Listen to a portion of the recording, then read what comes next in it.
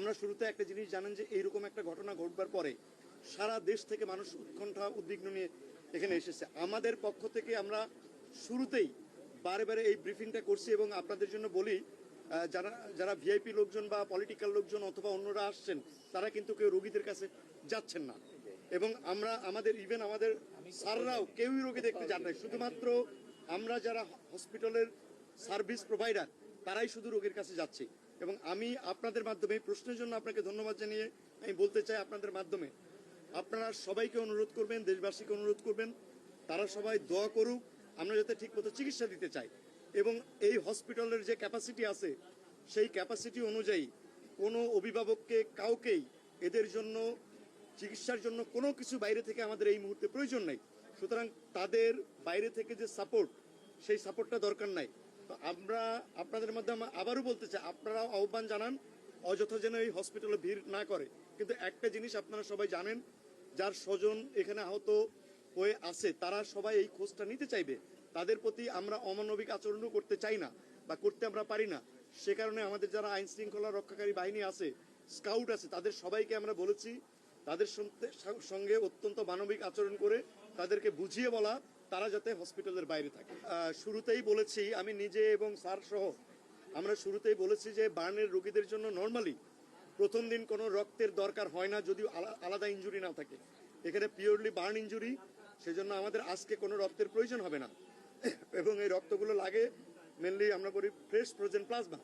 এবং এটাকে আপনি কোনোভাবেই রোগীর কাছ থেকে বা আগে নিয়ে রাখতে পারেন না, এটা নিয়ে কোনো লাভ হবে না। অর্থাৎ ফ্রেশ ফ্রোজেন প্লাজমা আমাদের এখানে এটাকে আলাদা করবার ব্যবস্থা আছে, আমাদের যে ব্লাড ট্রান্সমিশন ইউনিট আছে। সে কারণে আমরা সবাইকে আহ্বান জানিয়েছি আজকে ব্লাডের জন্য আপনারা কেউ থাকবেন না।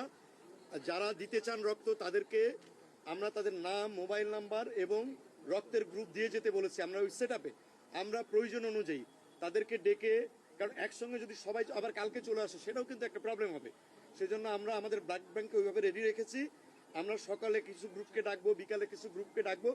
অর্থাৎ আমাদের ডাক দিলেই কেবল আপনারা আসবেন। কেউ আপনারা অনুগ্রহ করে আমাদের হসপিটালের সামনে এসে ভিড় জমাবেন না, কারণ আমরা ইতিমধ্যে যত মানুষকে নিবন্ধনে পেয়েছি আশা করি তাদেরকে দিয়ে আমাদের রক্তের যে চাহিদা সেটা পূরণ হবে।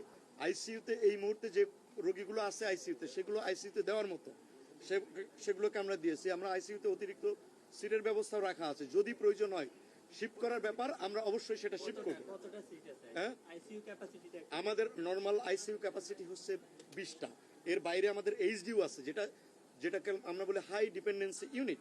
এবং আরেকটা কথা আপনাদের বলি যে এই জিনিসটা আপনাদের পক্ষ থেকে যেন মানুষকে এই কথাটা না বলা হয় যে আইসিইউর অভাবে রোগী হচ্ছে, কারণ আইসিইউটা সব চিকিৎসার জন্য সবার জন্য জরুরি না। না না, মানে যে পেশেন্টের দরকার হবে, যেমন আইসিইউতে আইসিইউ সম্পর্কে আমি বলি, এইচডিইউ আর আইসিইউর ব্যাপারটা হচ্ছে যে অক্সিজেন সাপোর্টের জন্য আমরা দিয়ে থাকি, আর ভেন্টিলেশনের ব্যাপারটা একেবারেই আলাদা। ভেন্টিলেশন আমার এখানে 20টা ভেন্টিলেটরি সাপোর্ট আছে, যাদের প্রয়োজন হবে। আমরা এই মুহূর্তে আমাদের ম্যাক্সিমাম রোগী আছে কিন্তু সবার কিন্তু ভেন্টিলেটরে দেওয়া নাই। এই রোগীগুলোকে transferable from ICU to HDU, HDU to ICU, অর্থাৎ প্রয়োজন অনুসারে আমরা রোগীগুলোকে যার যেখানে নেওয়ার দরকার সেটা নিব। এটা নিয়ে কোনো প্যানিক হওয়ার কোনো বিষয় নাই।